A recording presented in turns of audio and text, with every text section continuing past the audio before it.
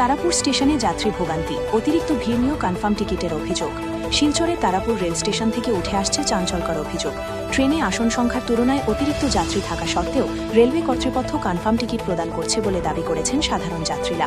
স্থানীয় সূত্রে জানা যায়, ট্রেনের ভেতরে দাঁড়ানোর মতো জায়গাও না থাকলেও যাত্রীদের ভিড় উপচে পড়ছে, ফলে চরম ভোগান্তির শিকার হচ্ছেন সাধারণ মানুষ। দীর্ঘ যাত্রাপথে নিরাপত্তা ও স্বাচ্ছন্দ্য দুটোই প্রশ্নের মুখে পড়ছে। এ নিয়ে ক্ষোভ প্রকাশ করে যাত্রীরা জানান, অবিলম্বে রেল কর্তৃপক্ষের হস্তক্ষেপ প্রয়োজন এবং এই সমস্যার স্থায়ী সমাধান দাবি করেন তারা।